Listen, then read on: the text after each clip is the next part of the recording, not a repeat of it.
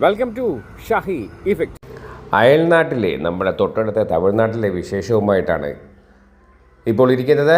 തമിഴ്നാട്ടിൽ പോലീസുകാർക്ക് സർക്കാർ ബസ്സുകളിലടക്കം സൗജന്യ യാത്ര.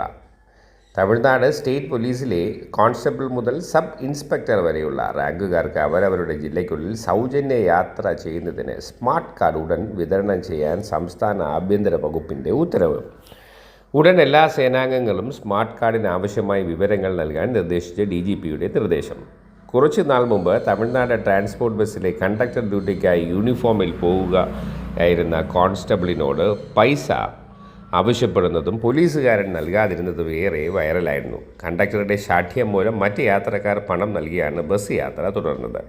സംഭവം കണ്ടക്ടർ തന്നെയാണ് വാട്സാപ്പ് വഴി പ്രചരിപ്പിച്ചത്. ഇതിനെ തുടർന്ന് ഇയാൾ സസ്പെൻഷനിലാണ്. ഡ്യൂട്ടിക്കായി സഞ്ചരിക്കുന്ന പോലീസ് ഉദ്യോഗസ്ഥർ പണം നൽകേണ്ടതില്ല എന്ന തമിഴ്നാട് മുഖ്യമന്ത്രി ശ്രീ MK സ്റ്റാലിൻ്റെ വാക്കിൽ വിശ്വസിച്ചാണ് താൻ അങ്ങനെ ചെയ്തതെന്ന് പോലീസുകാരൻ വിശദീകരിച്ചിരുന്നു.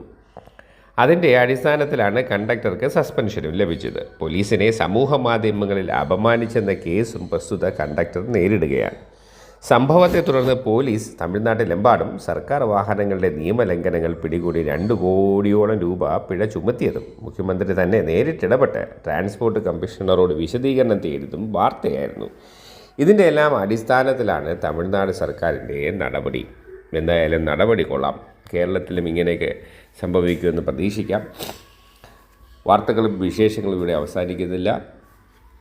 കൂടുതൽ വിശേഷങ്ങളുമായി വീണ്ടും കാണുന്നതുവരെ ഏവർക്കും ഷാഹി ഇഫക്റ്റിൻ്റെ നന്ദി, നമസ്കാരം.